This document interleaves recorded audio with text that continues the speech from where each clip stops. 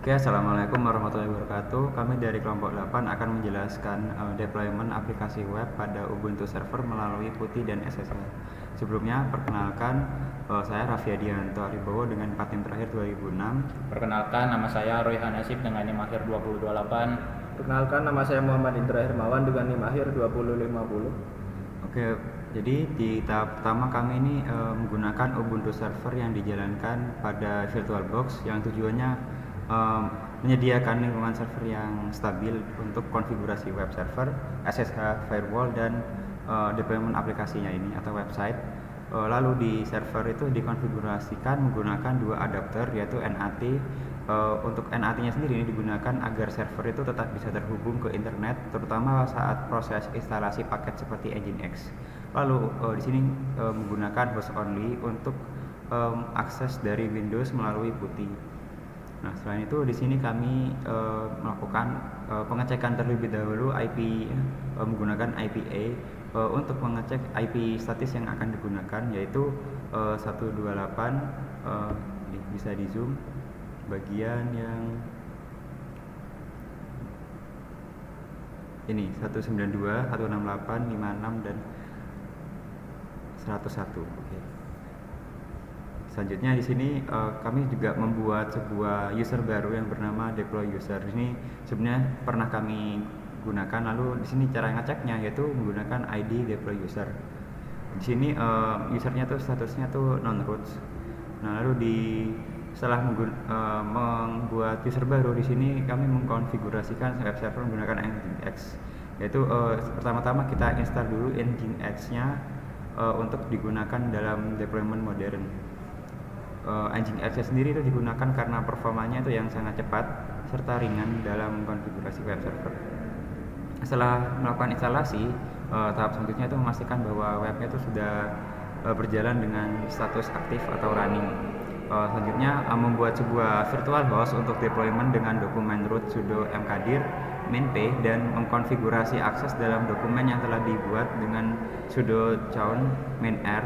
Setelah itu melakukan konfigurasi virtual host menggunakan sudo nano dengan isi file seperti gambar berikut.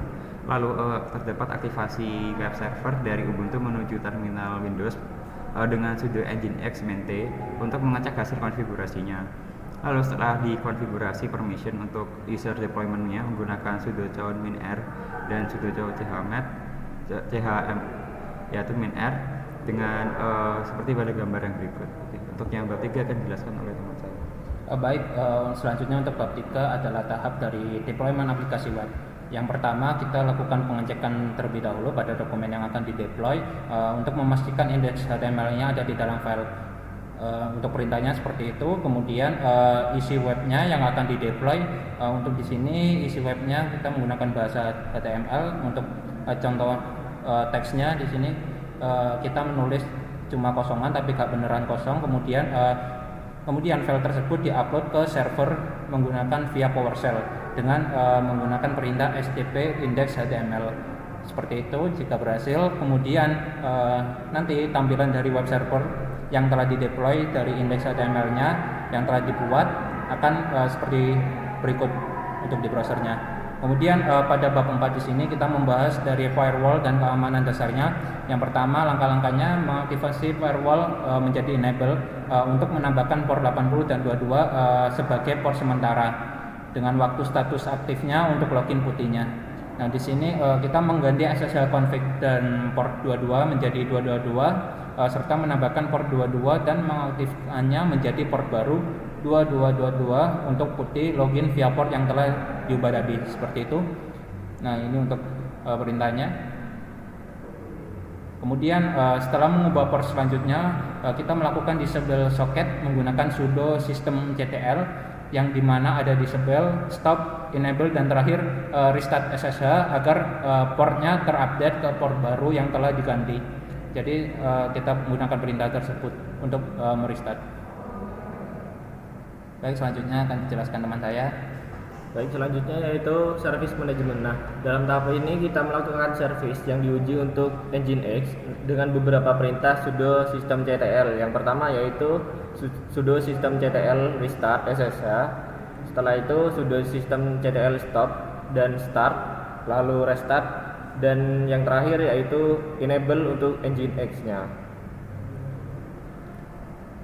Dan untuk selanjutnya yaitu kita melakukan pengecekan untuk logging dan troubleshooting. Nah, pada tahap ini dilakukan pemeriksaan log access yang untuk pertama itu untuk mencatat setiap request yang masuk ke server menggunakan sudo tail min n 20 dan sebagai berikut.